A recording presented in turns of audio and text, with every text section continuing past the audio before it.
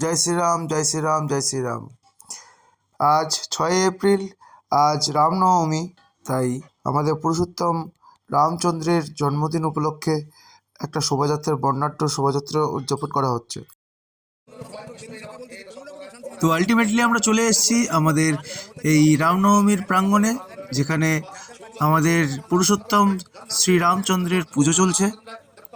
তো এখানে পুজো কমপ্লিট হওয়ার পরে এখান থেকে মিছিলটা আমরা বের করব, আমাদের রামনবমীর যে শোভাযাত্রা সেটা আমরা বের করব।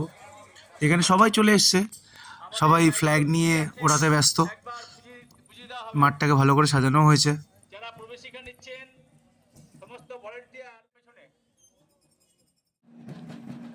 ইতিমধ্যে ঢাকের বাজানো শুরু হয়ে গিয়েছে। তো ঢাকের বাজনা একসাথে অনেকগুলো ঢাক বাজার কারণে আমাদের পুজো মণ্ডপের এরিয়াটাও খুব সুন্দর লাগছে। তো চলো আমরা একটু ঢাকের মজাটা নিই।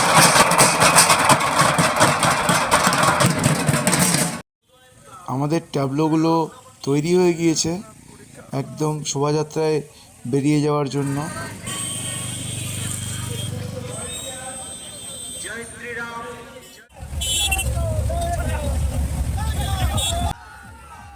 উদয়পুরের এই ময়দান থেকেই প্রতিবার রামনবমীর শোভাযাত্রা বেরোয়, তাই সামনের বছরও বেরিয়েছিল, এবারও এখান থেকে বেরোলো।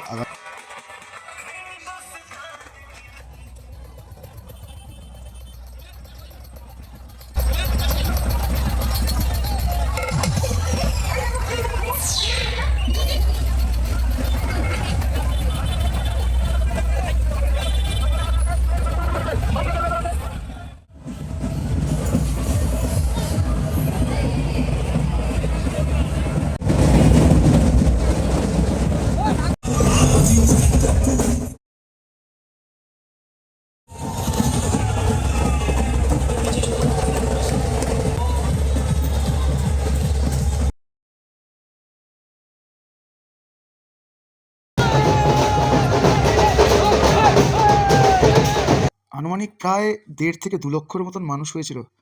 সবাই মিলে জমায়েত হয়ে এখানে আমরা সবাই একসাথে রামনবমীর এই শোভাযাত্রায় অংশগ্রহণ করি।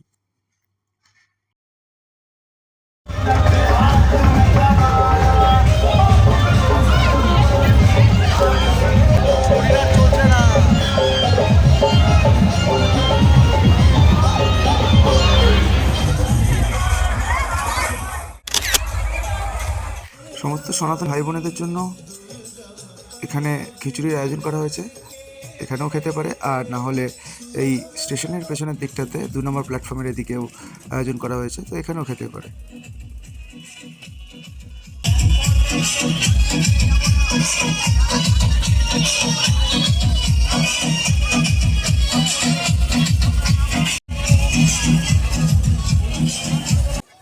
আমরা দুজন তো স্টেশনের পেছনের যে 2 নম্বর প্ল্যাটফর্মের সাইডে যারা খিচুড়ি বিতরণ করছেন ওনাদের ওখান থেকেই খিচুড়ি নিয়ে নিলাম।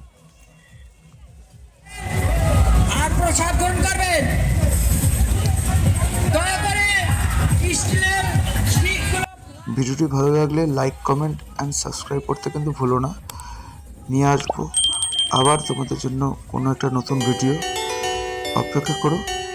অবশ্যই তোমাদের সাথে আবার দেখা হবে কোনো একটা নতুন ভিডিওতে।